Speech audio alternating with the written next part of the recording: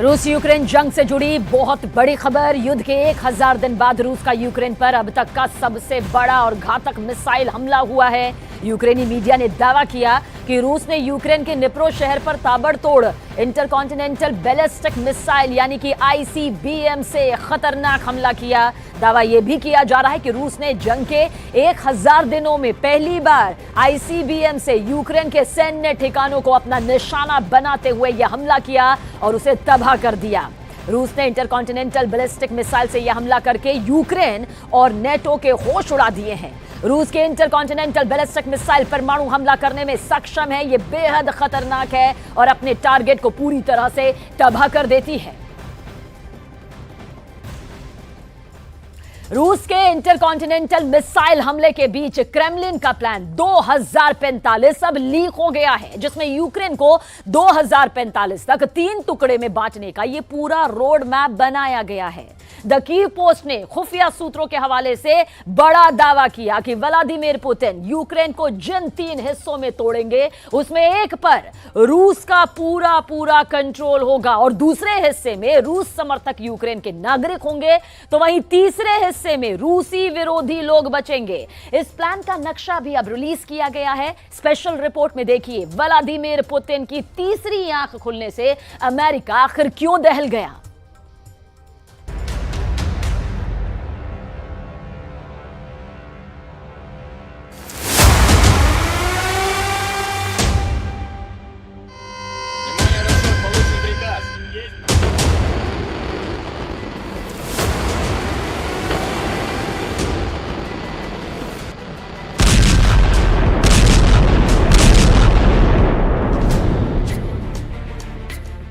Intercontinental missile का धमाका ऐसा होता है।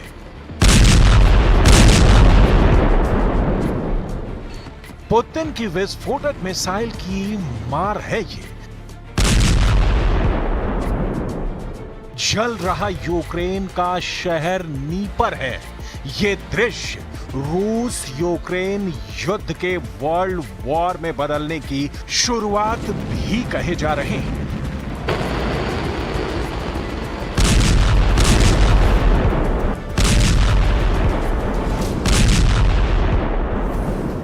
वजह है ऐसी मिसाइल का धमाका जिसकी जद में पूरी दुनिया आती है। आउट ऑफ कंट्रोल पुतिन के प्रकोप से यूक्रेन ही नहीं, नाटो और सुपर पावर अमेरिका भी थर्रा रहा है। यूक्रेन ने यूएस मेड बैलिस्टिक अटैकम से रूस में धमाका किया। फिर ज़ेलेंस्की ने 12 British storm shadow cruise missile blast से कुर्स्क को दहलाया। लॉन्ग रेंज मिसाइल युद्ध शुरू होने पर पुतिन का खौफनाक पलटवार। पुतिन ने यूक्रेन पर दाग दी इंटरकॉन्टिनेंटल बैलिस्टिक मिसाइल।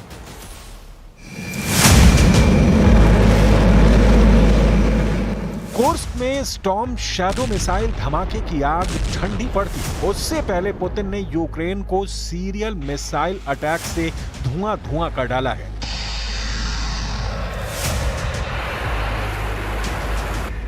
रूस आईसीबीएम मिसाइल की ताबड़तोड़ बौछार कर रहा है।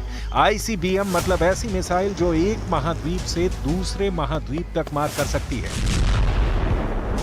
ऐसी मिसाइलें जिनमें एटम बम लोड होते हैं। रूस के हमले इतने भयानक हैं कि यूक्रेन फोर्स के हौसले पस्त होने लगे हैं।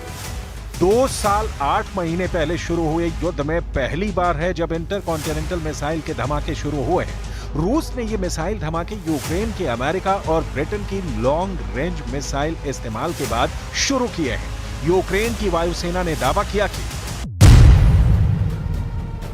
रूस ने अंतर महाद्वीपीय बैलिस्टिक मिसाइल से यूक्रेन के नीपर में हमला किया। यूक्रेन फोर्स के मुताबिक रूस के आस्ट्राखान इलाके से अंतर महाद्वीपीय बैलिस्टिक मिसाइल लॉन्च की गई।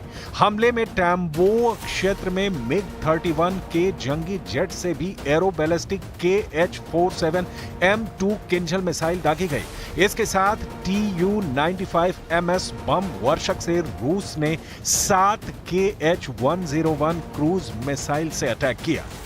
То в Північній Кореї. Сьогодні була нова російська ракета. Всі характеристики, швидкість, висота, міжконтинентальної балістичної. Зараз тривають експертизи. Очевидно, що Путін використовує Україну як полігон. Очевидно, що Путін боїться, коли поруч з ним просто є нормальне життя. Russian territory, it will also mean that they are operated by American experts, military experts. And we will be taking this as a qualitatively new phase of the Western war against Russia, and we'll react accordingly. Внимание, расчет. Пуск. Putin ने अभी intercontinental missile का trailer भर दिखाया है। America डर जता रहा है कि रूस के हमले की धार तेज होती जाएगी। पुतिन मिसाइल गोदाम से सबसे विनाशकारी मिसाइलों को रेडी टू फायर कर चुके हैं। अमेरिकी दूतावास ने हाल ही में यूक्रेन पर गंभीर हमलों के बारे में अलर्ट जारी किया है, जिसमें रूस के कथित तौर पर RS-26 रूबेज मिसाइल लॉन्च की अटकलें लगाई गई हैं। पुतिन की ये मिसाइल अमेरिका तक हमला कर सकती है, जिससे पारंपरिक और न्यूक्लियर हमले किए जा सकते हैं। रूबेज के लॉन्च के बारे में यूक्रेन से जुड़े टेलीग्राम चैनलों पर भी रिपोर्ट किया गया, जिसमें अंतर महाद्वीपीय बैलिस्टिक मिसाइल के धमाके बिना परमाणु हथियार के होने के कयास लगाए जा रहे हैं। यूक्रेन मीडिया में सूत्रों के हवाले से मिसाइल लॉन्च की लोकेशन आस्ट्राखान क्षेत्र और कापुस्तिन यार टेस्टिंग रेंज बताई जा रही है। पुतिन की जिस इंटरकॉन्टिनेंटल मिसाइल का टेरर फैला है वो महाविनाशकारी है। RS-26 रूबेज रूस का एक mobile ground ballistic missile system है, जिसे RS-24 यार्स से लिया गया है। मिसाइल पर 2006 में काम शुरू हुआ था। पहली बार 2011 में इसे टेस्ट किया गया। 40 से 50 टन वजन के साथ ये मिसाइल 6000 किलोमीटर तक मार कर सकती है, यानी रूस इस मिसाइल की मदद से अमेरिका की जमीन पर हमला कर सकता है। मिसाइल को साल 2017 में रूसी सेना को सौंपा गया। Наш божевільний сусід вкотре показав, який він насправді, як він зневажає і гідність, і свободу, і взагалі життя людей. І як він боїться.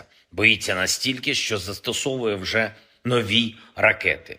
І шукає по світу, де б ще знайти зброю.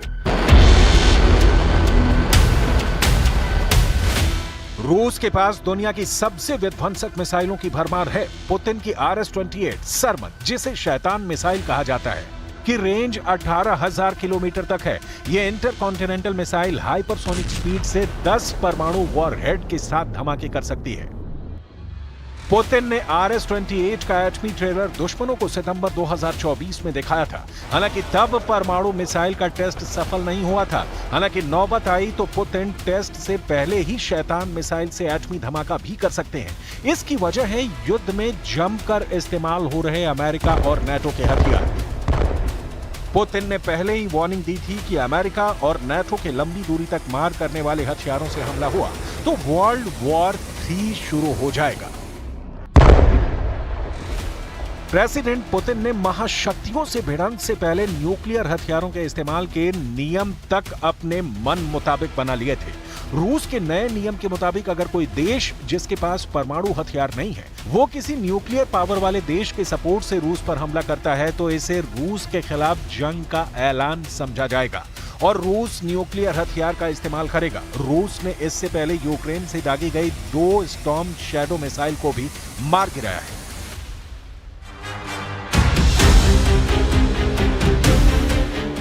वहीं यूक्रेन डिफेंस सिस्टम ने रूस की सभी क्रूज मिसाइलों को मार गिराने का दावा किया है, मगर यूक्रेन रूस के बीच लॉन्ग रेंज मिसाइलों की टक्कर ने पूरे यूरोप में खलबली मचा दी है। फिनलैंड, स्वीडन, नॉर्वे ने युद्ध का अलर्ट जारी किया है। साथ ही नागरिकों से कहा गया है कि रूस के हमले से बचने के लिए सब तैयार रहें।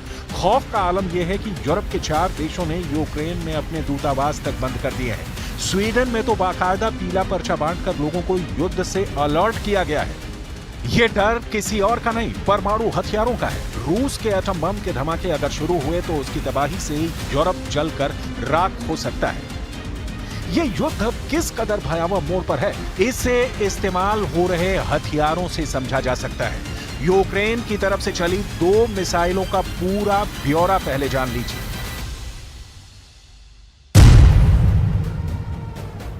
यूक्रेन ने रूस पर जिस British storm shadow cruise missile की बौछार की, उसकी रेंज 250 किलोमीटर दूर तक है। 16 फीट 19 इंच लंबी स्टॉर्म शैडो मिसाइल करीब 1300 किलोग्राम वजनी है। स्टॉर्म शैडो मिसाइल को ब्रिटेन और फ्रांस ने मिलकर बनाया है। फ्रांस में इसे स्कल्प के नाम से जाना जाता है। स्टॉर्म शैडो को जंगी जेट से लॉन्च कर दुश्मन के बंकर तबाह किए जाते हैं। Ukraine. This is a serious moment that I come before the committee. Defence intelligence will reveal today that the front line is now less stable than at any time since the early days of the full-scale Russian invasion in February 22.